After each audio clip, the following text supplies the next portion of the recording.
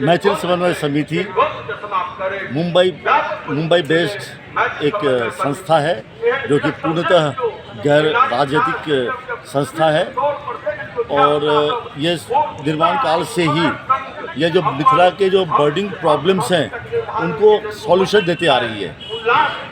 2016 से अभी तक हम लोगों ने 4 सफल वर वधु परिचय सम्मेलन का आयोजन किया है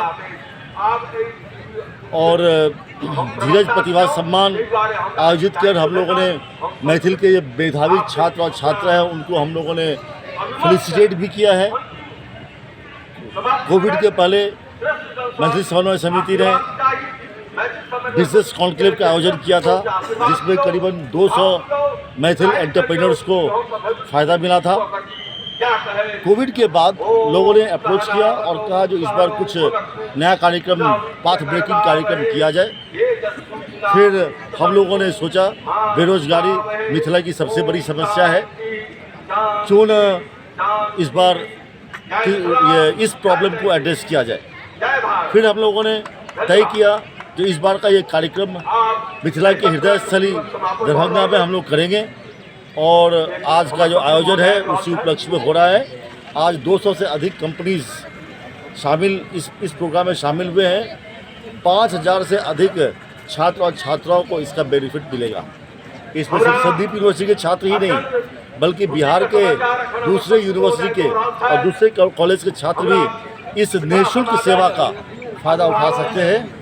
और यह प्रोग्राम अगर अच्छा हम लोग का अगर अनुभव अच्छा होता है और अगर आप लोगों का अगर मान लीजिए विचार होगा तो हम लोग इसको मैथिल समन्वय समिति का एनुअल इवेंट करेंगे और हर साल इस टाइप का प्रोग्राम हम लोग आयोजित करेंगे। जो जानकारी मिलना मुश्किल हो गया है, जो रोजगार युवा हैं बेरोजगार युवा हैं। नहीं, ये यहाँ पे HR तो हैं ही, साथ में जो उनके जो ऑफिस बेरर्स हैं डिफरेंट कंपनीज के वो भी आए हैं। यहाँ पे इस टाइप के प्रोग्राम्स में क्या होता है, जो भी इंटरेस्टेड कैंडिडेट होते हैं वो अपना रिज्यूम देते हैं, उस रिज्यूम को कलेक्ट किया जाता है और फिर मतलब उपयुक्त जगह पे उनको फिर से इंटरव्यू के लिए फाइनल इंटरव्यू के लिए बुलाया जाता है।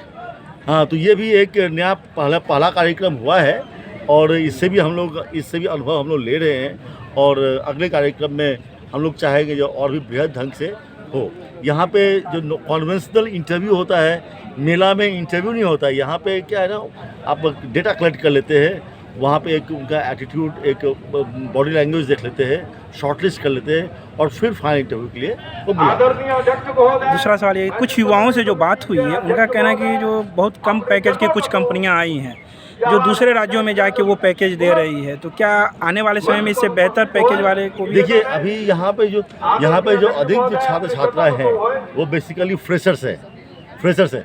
तो अभी फ्रेशर्स को और अगर मान लीजिए नॉन टेक्निकल है तो अगर मान लीजिए अगर 20,000 के अंदर आता है तो कोई बुरा नहीं है। अगर शुरुआती तौर पे इनमें अनुभव प्राप्त करें और भी टेक्निकल स्किल वो अचीव करें, फिर उनको अपने आप फ़ायदा होगा।